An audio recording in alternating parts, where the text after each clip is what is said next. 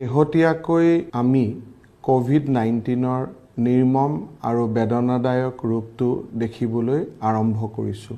অসম চৰকাৰে বিভিন্ন ঔষধ চিকিৎসাৰ বিভিন্ন পদ্ধতি প্ৰয়োগ কৰি মৃত্যুৰ পৰা আমাৰ জনসাধাৰণক বচাবলৈ অক্লান্ত প্ৰচেষ্টা কৰিছে।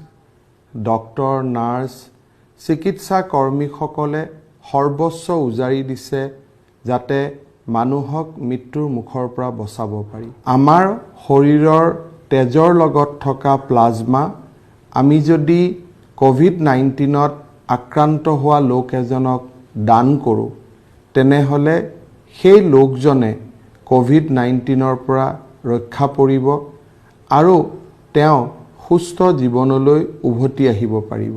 এই কনভালেচেণ্ট প্লাজমা সেইসকল লোকে দিব পাৰে যিসকল লোকে 28 দিন আগলৈকে কোভিড ৰোগত নিজেই আক্ৰান্ত হৈ আছিল আৰু কোভিড-19ত আক্ৰান্ত হোৱাৰ সময়ত তেওঁলোকৰ শৰীৰত এই ৰোগৰ লক্ষণসমূহে দেখা দিছিলে।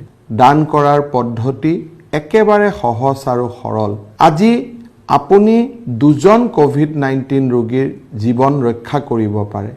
এনে এক ডাঙৰ আৰু মহৎ অস্ত্ৰ আজি ভগৱানে আপোনাৰ হাতত তুলি দিছেহি। মই আপোনালোকক আহ্বান জনাম, যিসকলৰ শৰীৰত কোভিড-19ৰ লক্ষণ আছিল আৰু বৰ্তমান তেওঁলোক সুস্থ আৰু নিৰোগী, তেখেতসকলে এই কনভালেচেণ্ট প্লাজমা দান কৰিব পাৰে। 104 নম্বৰত ফোন কৰক, আমি লগে লগে আপোনালোকক যোগাযোগ কৰিম। আপোনালোকৰ সহযোগিতাৰ বাবে মই বিনম্ৰতাৰে সৈতে অনুৰোধ আৰু আশা বুকুত বান্ধি ৰৈ থাকিলোঁ। ধন্যবাদ।